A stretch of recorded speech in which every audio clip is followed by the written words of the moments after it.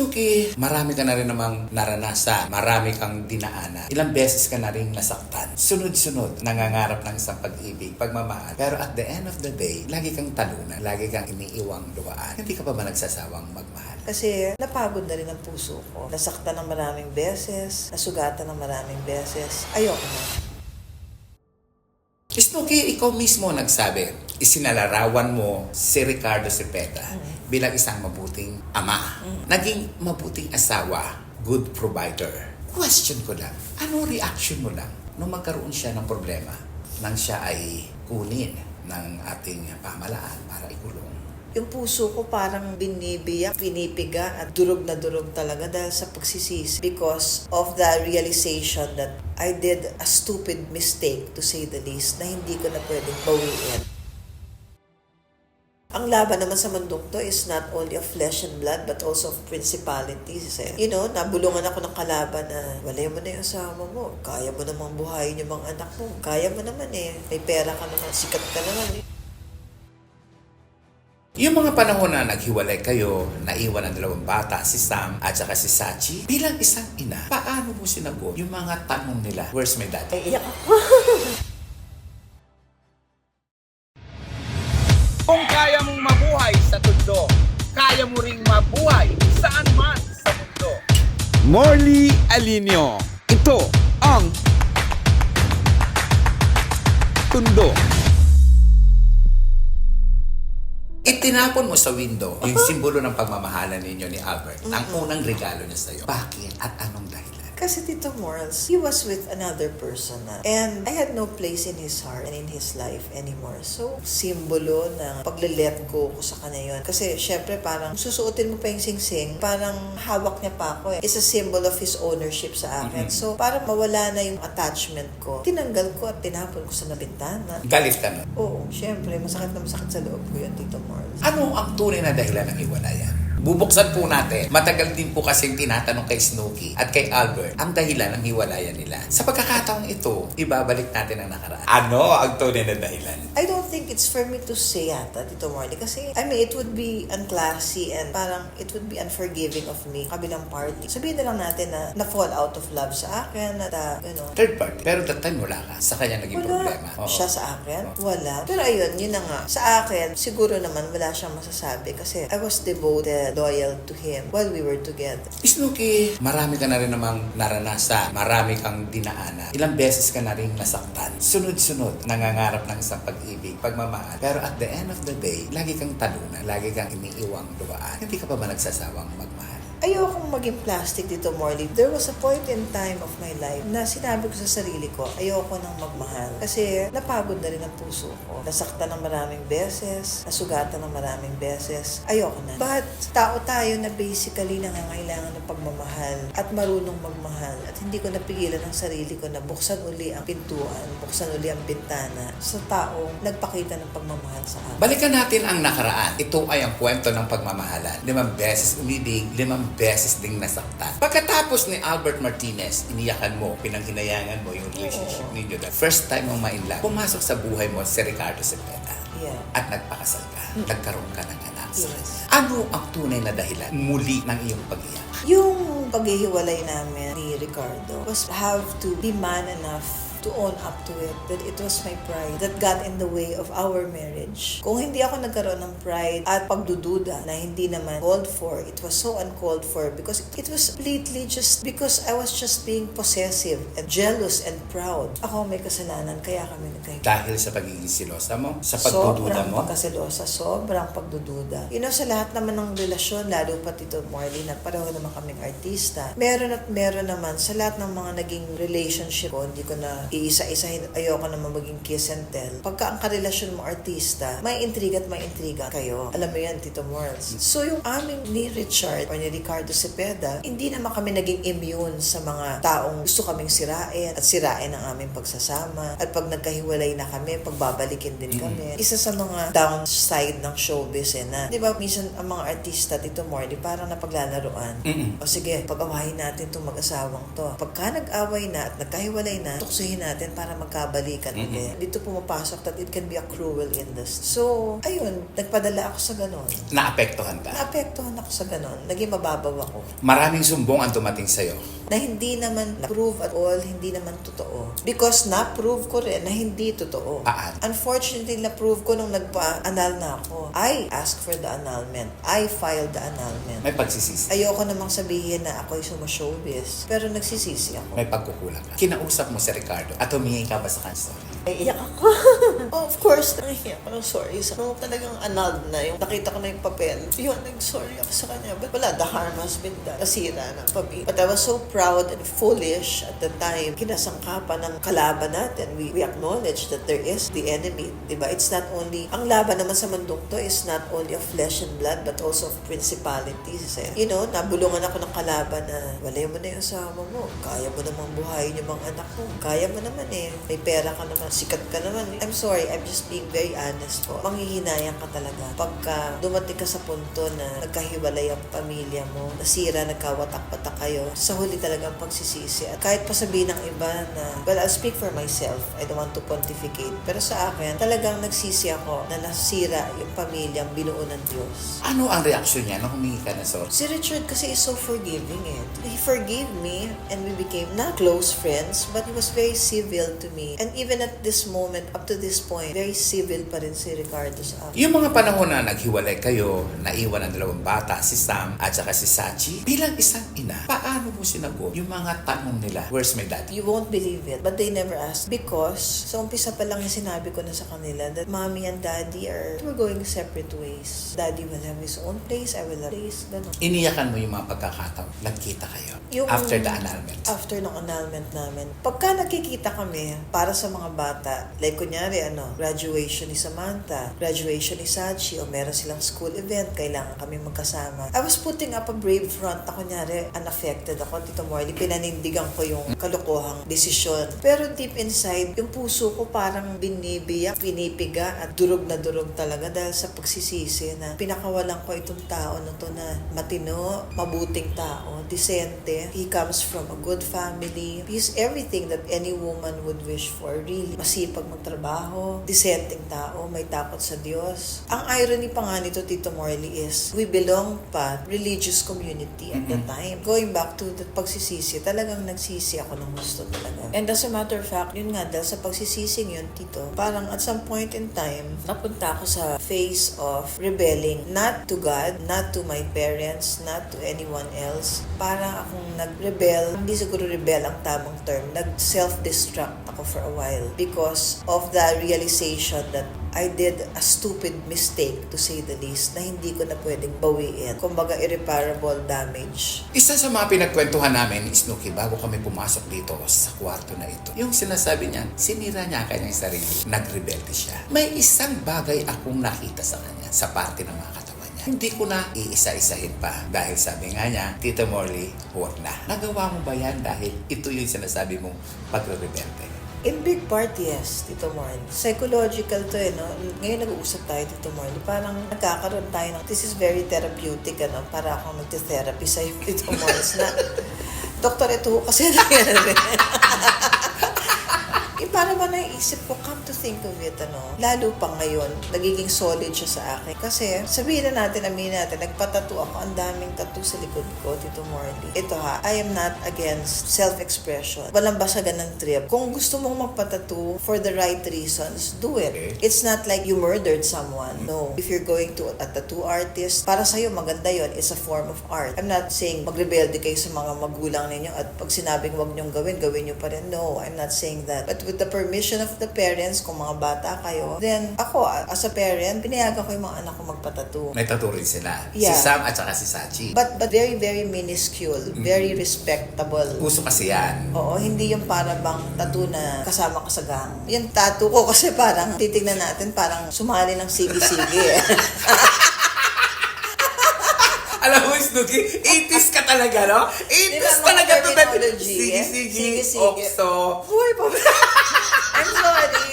Buti lang hindi ko sinabi, low waist ka. Di ba? Mas matanda. 60s yun. 60s. O 70s yun. Ayun, Tito Mors, ay mga tattoo ko talaga sumisigaw. And siguro it was a form of self-mutilation. Yung parang sinakang ko yung sarili ko because I was guilty of something na hindi ko na maayos. And no matter how I knew, alam ko naman, intelihente ako. I know I'm smart. Yun nga, ngayon ko lang na-realize, baka nga ginusto kong ma-feel yung pain na yun to make up for the pain that I caused my children. And Richard ang tawag ko kay Ricardo kasi Richard naman ang totoong pangalan niya, Richard. hindi Ricardo. At saka isa pa Tito Morals, parang the time din na yun, siguro kasama na yung naghalo-halo na yung midlife crisis. Ito yung reason ko before we had this therapy.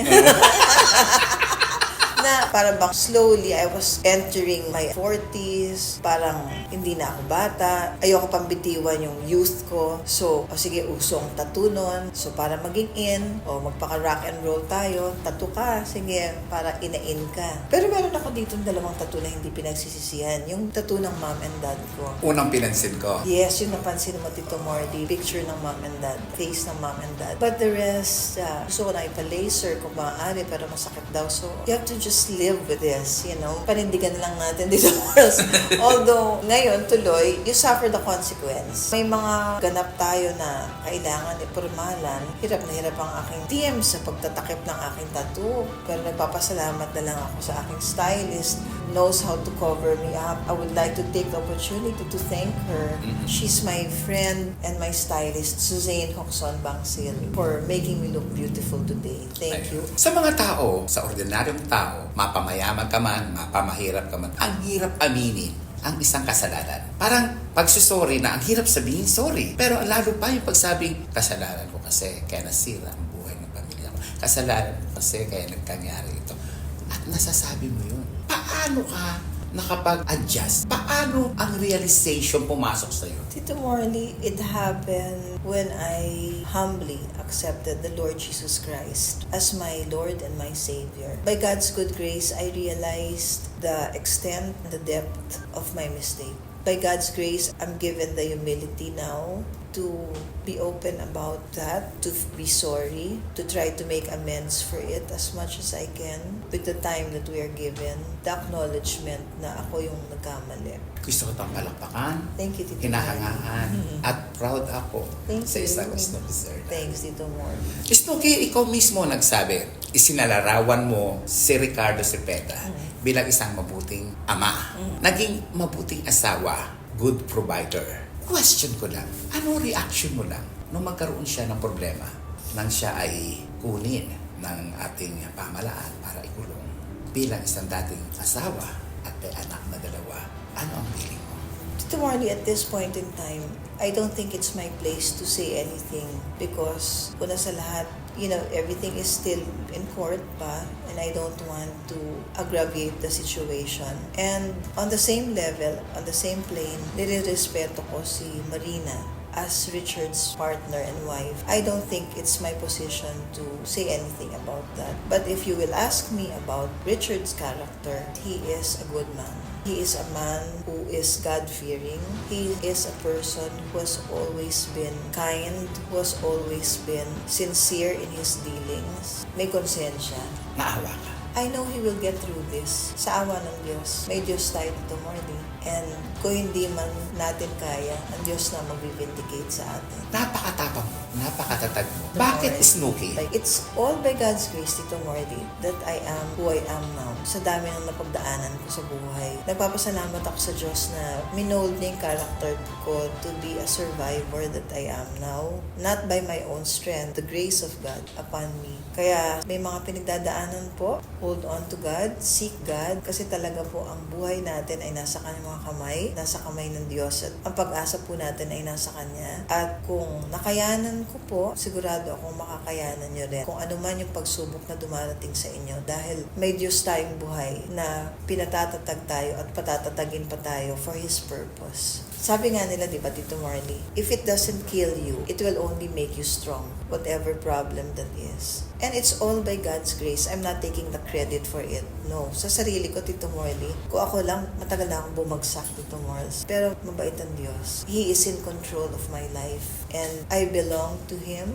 And I know of the plans that God has for me and my children. The plan that God has for you and sa lahat po sa inyong nanonood. So, I rest on that wonderful plan that God has in store for us. Snooki, ang daming beses natin nagharap sa mga press con, sa mga interview. Pero mga kachika, naloloka ako ngayon. Ang isang Snooki sir na nakaharap ko ay full of wisdom. Nagugulat ako sa iyo. Lahat ng binibitawan mong nilahan nakapag-aabot ng magandang mensahe para sa ating tagapakinig, sa ating tagapanood. Thank you. Sana, Tito Morley. It is my prayer talaga na, di ba yun naman ang purpose natin, Tito Morley, above all else, in this life while we're still here. Above all else is for us to be used of God in any way or form, in any degree. It doesn't have to be na magtatayo tayo ng sarili nating simbahan o tayo gagawa ng isang malaking misyon. Kung kaya natin, why not? Pero if it can be na ito sa ating pagkikwentuhan na ito, Tito Morley, makakapagsilbing inspirasyon po sa anumang bagay ang aking buhay po, patutuo sa inyo na meron po tayong Diyos na buhay, then salamat sa Panginoon. Praise God for this opportunity to be able to be used of Him.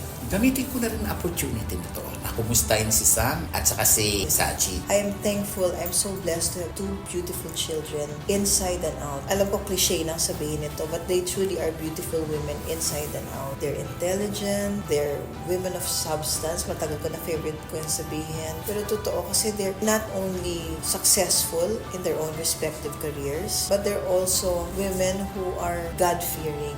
Napaka-respectable women nila. Ako ay respeto ko ang mga anak ko. Mataas ang pagtingin ko sa kanila.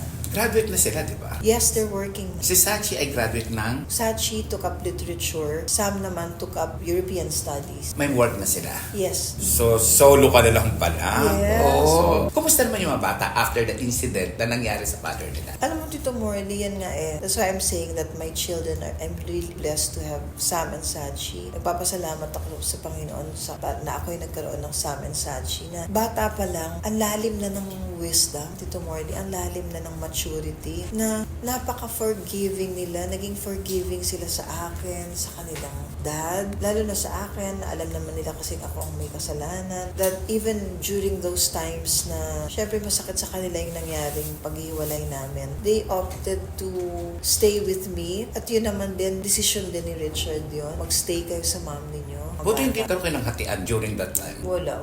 Binifer ni Richard na sa akin yung dalawang bata. That's how unselfless and unselfish he is. Pero hindi naman siya nagkulang sa pagsusustento financially, morally. Alam mo, Tito Morley, hindi naman sa ginagawa natin holier than thou si Richard. Pero hindi siya nagkulang, in my opinion, na hindi siya nagkulang sa pagsustento. Hindi siya nagkulang sa time and attention sa mga bata. Up to the point. Yun lang naman ang importante. Hindi man siya naging mabuting asawa, nagkahiwalay kayo, maging perfect naman siyang tatay. Almost. Actually, Tito Morley, naging mabuti siyang asawa. Ay, okay. Hindi siya naging masamang asawa. Ako ang may kasalanan. Ako ang may sala.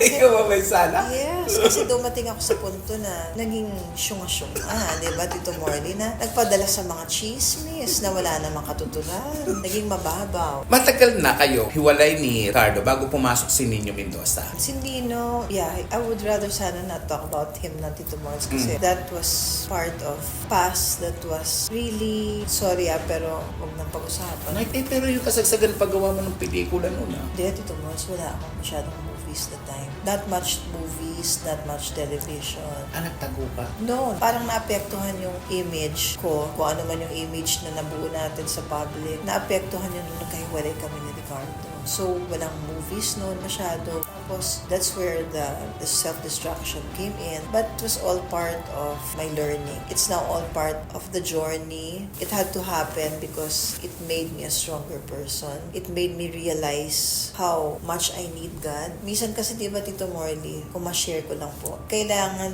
mong madapa Kailangan mong mauntog pa talaga at mabatukan. Hindi tayo pinipigilan ng Diyos. Kaya lang, sa katigasan ng ulo ko, because of my rebellion, rebellious nature, sinful nature ko bilang tao, you suffer the consequences nga. But then, nandun pa rin ang kamay ng Panginoon that guided me to eventually be able to get out of that wrath and redeem myself. Pero, ang lahat ng kalungkutan, ang lahat ng pag-iyak ng mga pinagdaanan, ngayon, isang malaking ngiti na. Masaya ka na. Dahil, Being taken care of, I am loved for who I am and not because of what He wants me to become. Malaking bagay, diba, Tito Moily, when you are accepted for who you are, for who you simply are. Sabi nga, you've got to love me for who I am and not, di ba? May ganun. So, I'm in the kind of relationship now where He loves me for just who I simply am. Takes care of me. He loves my children. He loves my family. He's very smart. kung makikita niyo po si Snooki, kumukutitap yung mata na nagpapatibok ng kanyang puso. Ramon Villarama. Paano nag-start ang relationship niyo? Ito, Maureen, ang daming hindi nakakaalam nito, syempre, because it's a personal thing. Makwento ko sa'yo, Tito Maureen, because you are my friend and I trust in you and I respect. 39 years na kaming magkakilala ni Mon. Before kami, naging kami. Nauna pa siyang nakilala ako kaysa sa mga taong nakilala ko at naging part ng aking buhay. He has always been there as my friend, like a brother to me. And then, finally, one day, one sweet day, corny, na-realize na lang namin na hindi naman namin ito pinili at hindi naman namin ito expected. Nag-gravitate na lang kami towards each other na actually kasalanan ng anak niya. Mahal na mahal ko to si Jay. Anong naging He kasalanan? has two beautiful sons, si Kevin tsaka si JC. Okay. Napakabait na mga bata, napaka-formal, smart, hardworking men. Si JC kasi ginawa niya ng Facebook si daddy niya. Okay. Tapos, lahat nung nakita niya doon sa black book ng dad niya, friend request niya. Isa ako doon sa nakalagay doon sa black book ni dad niya. So, ayun, nag-friend request. Siyempre ako naman, after a long time na hindi ko siya na, kahit pa paminsan-minsan, we bump into each other. He's always been, somehow, we cross path. Yung friend request niya, parang sabi ko, oy, parang ano to, this will give me the chance to be closer to him. And yung time na yun, hiwalay na ako. I made kamusta. I don't know who did it first, but it ended up na kami ay nag-dinner. Thankfully, that went on to up to this moment. So, ilang years na kayo? Bale, last June, kanina nung nagkikwentuhan tayo dito morning, ngayon ko lang na-realize, magti 10 years na kami. Paano sila tinanggap ng mga bata? Ni Sam, ni Sachi? Si Sam and Sachi kasi are very loving, very forgiving, very accepting, very matured. We're so, on the get-go, very respectful, very friendly to him. Kasi ang sabi naman ng mga anak ko sa akin we know, Mommy, that you know what you're doing. It's your life. We respect your decision. You know what's right. With Tito Mon, we can see that takes care of you, loves you. So, hindi sila tatanggi. At sa edad natin ngayon, kailangan lang naman natin companionship. Wala nang iba. Totoo, Tito Mon. Yung nakita mo isang taong mahal mo siya, okay siya. Parang ano nga Tito Morley, I'll be very honest with you, yung relationship nga namin is parang I would liken it to passion ng magkapatid It's more of that Yung, di ba dumarating tayo sa punto na pagtatawanan siguro ito na ibang tao na wala ko bola. Pero totoo this point in time, sa edad natin na to, what we long for is friendship, the conversation that goes with being with a true friend, the companionship, the care. At saka sa edad natin, at kung Desire. ewan ko kung tatanggapin mo to, na mas gusto na natin ng tahimik. Totoo ito, Morley. Paano? Like ako sa akin, when I'm not working, well, sa bagay nung araw pa naman, ganito na yung ugali ko dito morning. Trabaho, bahay lang ako makikita mo ako sa labas, talagang, if there was a blue moon, once in a blue moon mo lang ako makikita dito morning. Siguro kung lalabas man ako, it's because birthday ng kaibigan kong reporter, or meron akong kaibigang artista na nagaya na, sige pa habang nagtitaping tayo sa bar o sa restaurant, or siguro pinakapasyal ko lang, nabubuhay pa yung kapatid ko si Anton. Pumupunta kami ng UP Town Center kasi I live in Katipunan. Yun lang yung mag-ikot-ikot lang na ganun. Shopping, window shopping, eating out. Yun na yung kaligayahan ko. Pero I'm not really the typical social butterfly. Not that I have anything against that. There are a lot of times na gusto ko nga maging ganun Kaya lang, yung nature ko is not that tomorrow.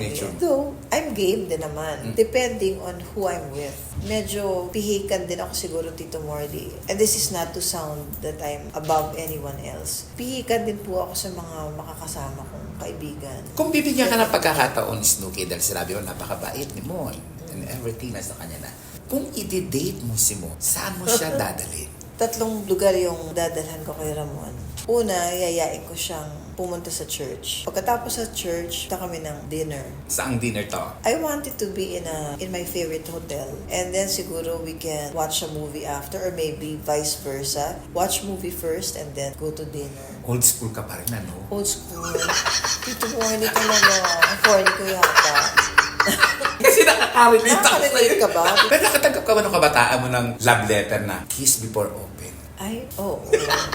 Nakakatuwa yung mga ganyan, no? Naranasan mo rin yun? Oo. Diba, nakilig tayo naman na meron mga kiss before opening, tapos yung mga love letter na pagkahaba-haba. Naghirapan talaga yung pagkakasulat ng love letter. Pag naalala ko ngayon, it touches my heart. Kung babalikan mo nakaraan at ngayon ikaw sa kasalukuyan, ano ang natutunan ng isang batang child star sa isang actress na Snooki Serna na marami ng pinagdaanan?